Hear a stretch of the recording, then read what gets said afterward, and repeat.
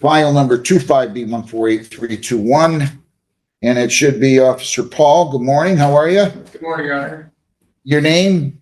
Officer Paul, Brownstown Township. Where is Ms. Merkerson? You're going to have to start your video, please. Bottom left-hand corner of your screen. Yes, Your Honor. Angel Merkerson. Okay, stay right there.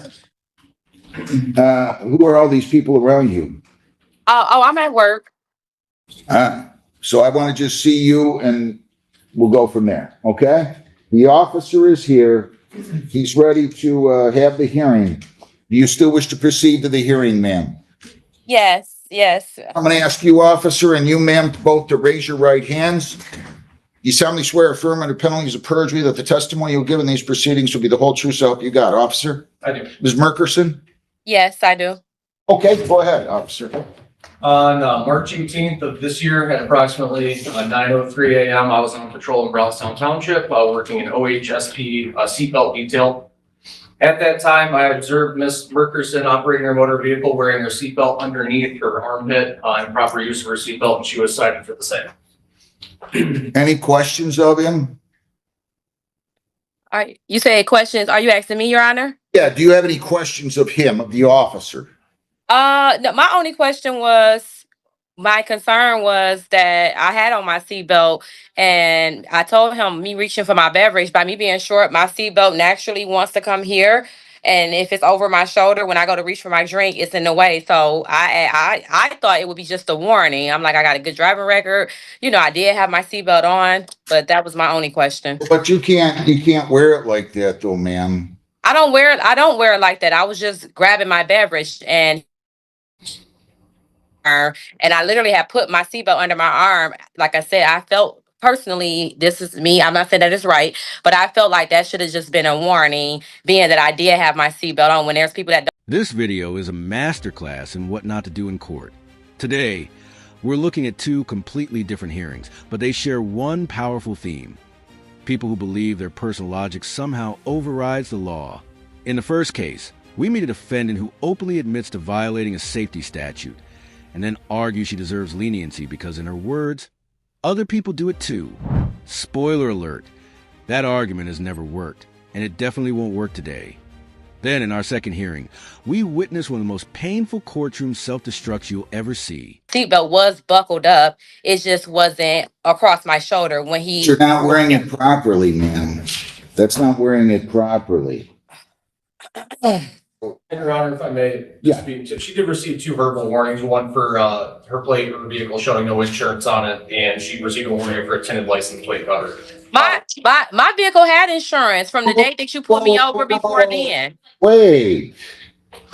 Let him finish. Oh, okay, okay, no problem. Wait. So, again, when I ran the plate during that traffic stop, it did show her vehicle was uninsured. I did not confirm or verify that. Because I wasn't taking action on it. She was receiving a verbal warning for it anyway. But from what I could see in my system, it was showing that her vehicle was uninsured at the time, which she did receive a verbal warning for, in addition to the tinted license plate cover that she had. Okay, now can I speak? Yeah. Okay, so I have another vehicle that was registered under the same plate. So I guess in transference, the state probably didn't have it updated, but I definitely had insurance. He never asked for a copy. So to say that I got a verbal warning, he never asked for my insurance to see if I had it or not. So I don't know how, because I have proof of everything. I made sure of that. I don't drive a vehicle without having proof of insurance. I couldn't take that car off the lot without proof of insurance.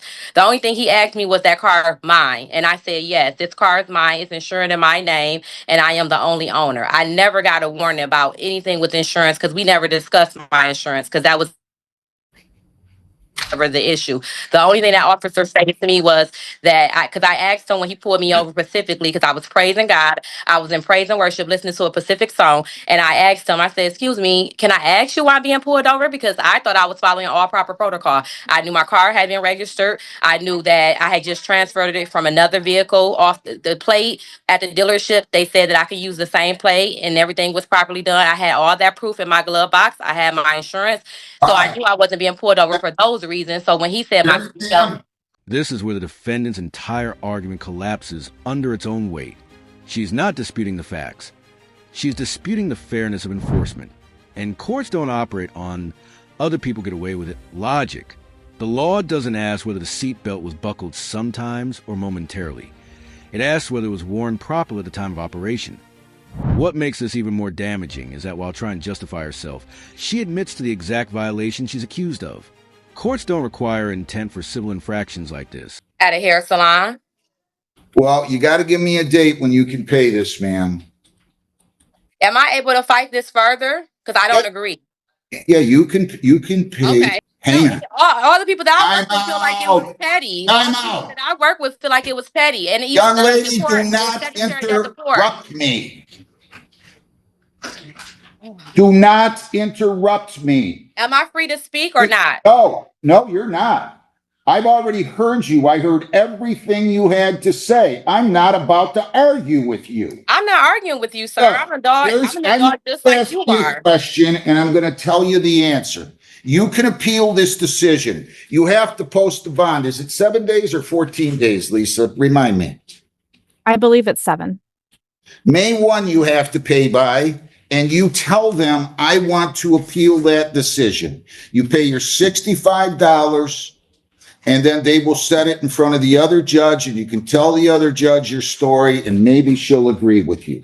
I don't know what else I can tell you. That's all I need to hear. You don't have to tell me anything else. You have a wonderful day. I May 1. Good luck to you. Thank you. God bless you. Thank you. Devon Michael Huff. Thank you, Your Honor. What is happening in this world? People think they can argue about everything.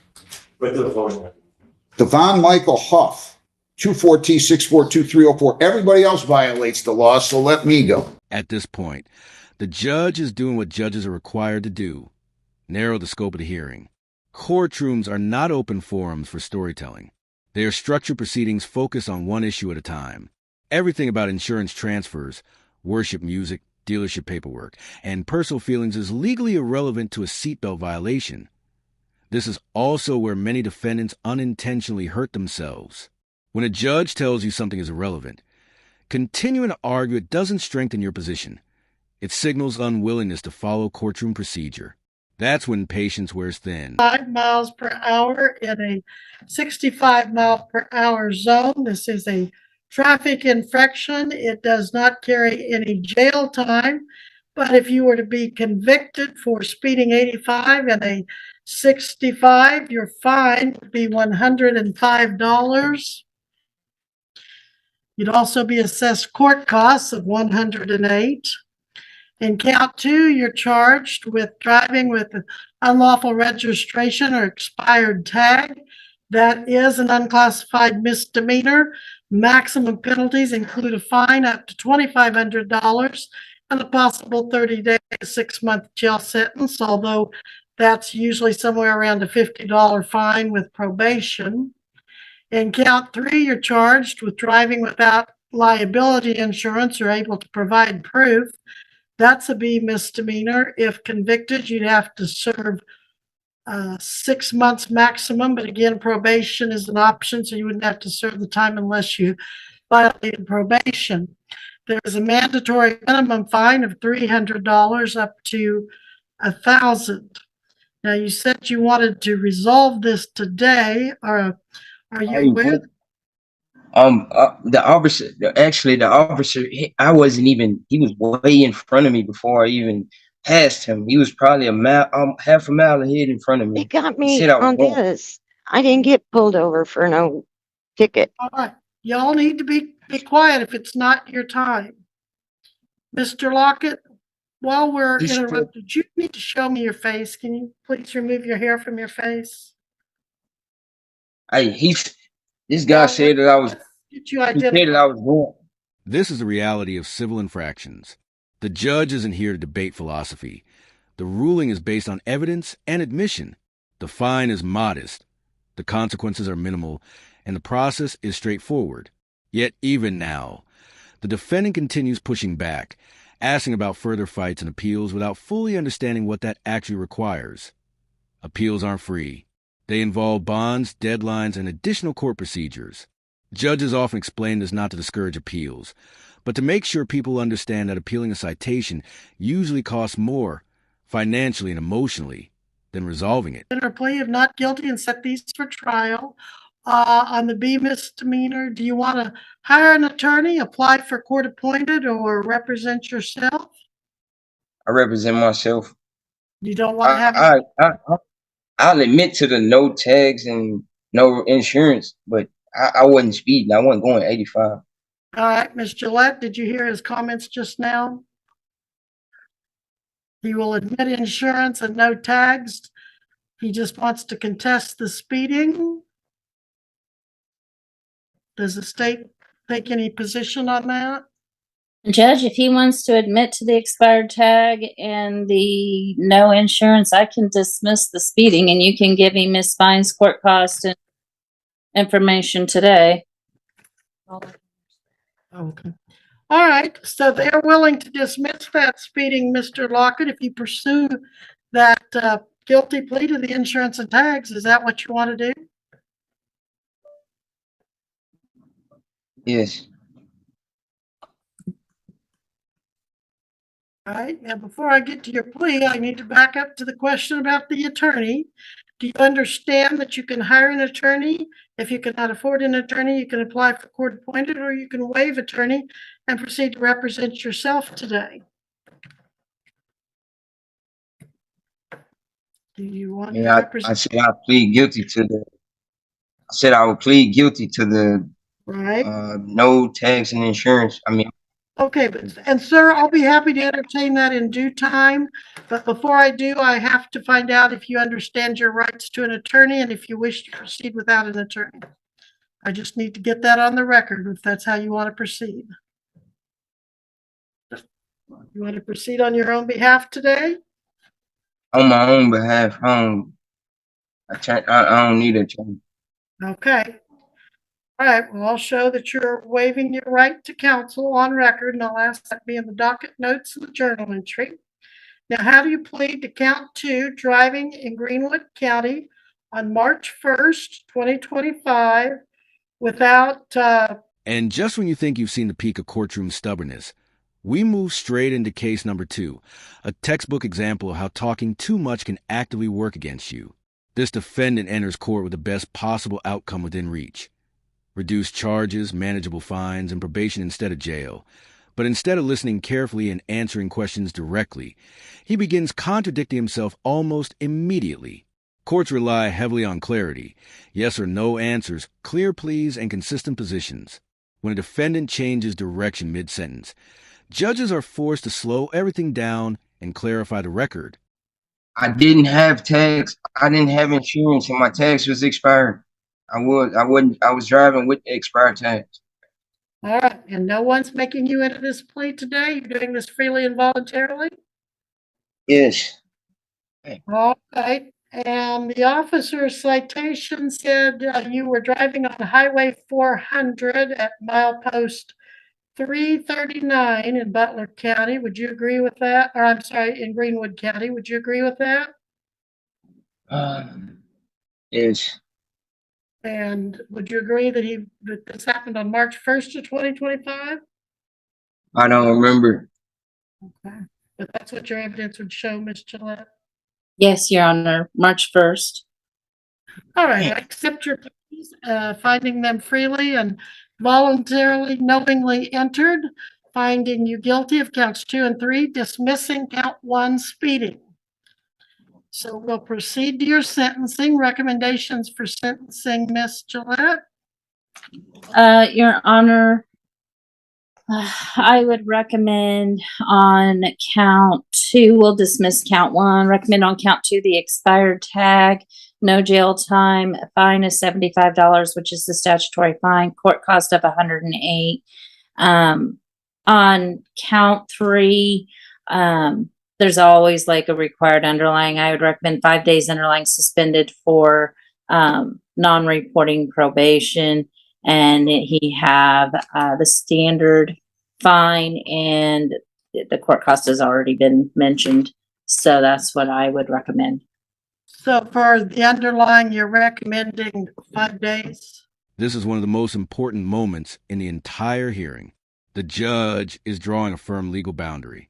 You cannot plead guilty to speed things up while simultaneously disputing the facts. Those two positions are legally incompatible. When defendants say they want to just plead guilty but then argue innocence, the court must stop and reset. That's not punishment. It's due process. The judge is protecting the defendant's rights by making sure the plea is voluntary, informed, and factual.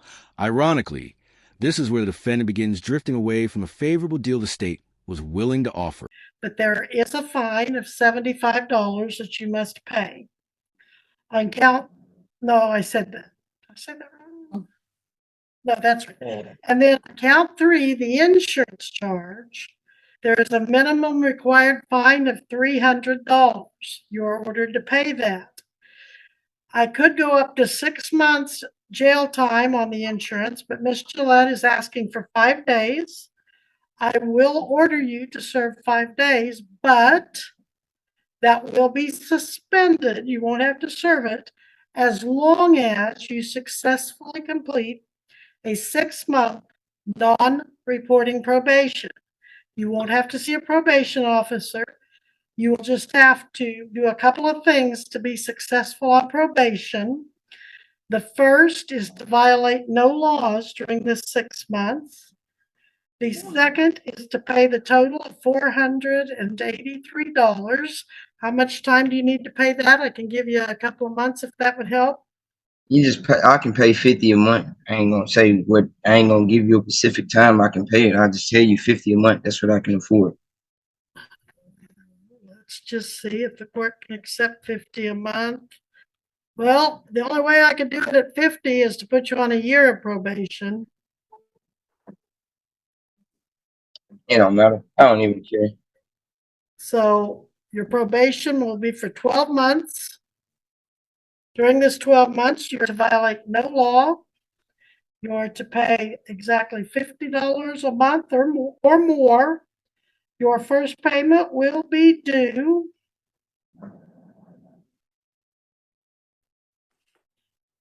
May 29th, 2025. And then you'll owe another 50 on the 29th day of each month thereafter. I'm going to set this for a 90-day pay or appear to make sure you're actually paying. If you're not, we'll look at whether your probation should continue or not. Missy, can you give me a 90-day pay or appear? I ain't never seen somebody get probation for expired tags ever. I ain't even from y'all state. This is one of the most dangerous decisions a defendant can make. Waiving the right to counsel without fully understanding the consequences. Judges must go through this explanation on the record, and there's a reason for that. Once you represent yourself, every misstatement, contradiction, or emotional outburst becomes your responsibility alone. The court isn't allowed to help you. The prosecutor won't protect you. And if you say something damaging, even unintentionally, it goes into the record. You must be back here by Zoom August 1st at 11, unless you've already paid the total. I was saying if I pay all it, I don't gotta. I might just go ahead and pay it anyway. Right. If you pay it all, you don't violate any laws between now and then, and you do the third condition of your probation, you won't have to come back and see me again. The third condition of your probation is that you go out and get your picture and prints taken, because I don't believe you've had that done yet, have you, Mr. Locke? They didn't arrest you on the side of the road?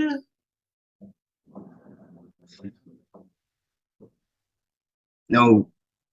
All right. Oh my gosh, bro. Y'all don't make me late, bro. Like, I'm just trying to go ahead and get this over and just set me up on my paper. Sir, listen to me.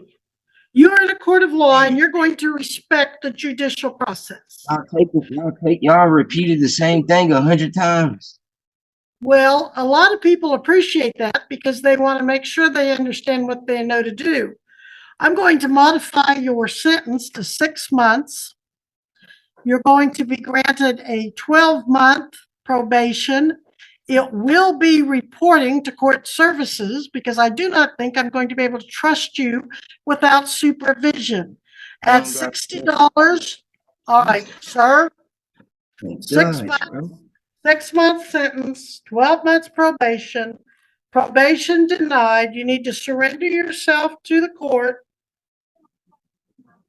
Surrender myself to the court just because you said you don't trust me. 48 hours, because I cannot imagine subjecting a probation officer to the way you are treating this court and acting towards the judicial process. You've insulted the state of Kansas. You've insulted their laws, their punishments. You've kept your face hidden. Get your hair out of your face. It's just the way my hair is. Like, that's the Get it natural out way of it is. your face so you can be seen in court. My goodness. Yeah, my goodness. You come to Kansas without insurance, without tags, speeding down the road, endangering Kansas citizens and citizens of other states and countries driving on our roads. And then you come in here and you tell me that our penalties are ridiculous, that you've never seen. All I've been asking you, I said I'm trying to get to work. Can I just get my stuff and so I can go? That's it. Where do you work? Why you want to know where I work for? They don't even, come on, bro. Like, y'all, that's weird, bro. Did you hear me say Really, I got probation? Did you hear me say you're not getting probation? I understand we're by Zoom. I get the impression you're in another state. You seem to think that you're above the law and you're not going to follow any of these silly Kansas rules as you see them. But I said I could make a payment every month. I said I could make a payment every month. I said I was trying to get it to go to work. You do not control this court. You think you do because you're appearing by Zoom and I don't have an officer there to put the cuffs on you. Both of these cases illustrate the same hard truth. Court is not the place for personal interpretations of the law. In the first hearing, the judge ruled based on clear admission and statutory requirements. In the second, the defendant's inability to stay consistent nearly derailed a deal that was working in his favor. Judges aren't looking to argue. They're looking to resolve cases efficiently, lawfully, and fairly. When defendants interrupt, contradict themselves, or refuse to listen, the consequences escalate quickly.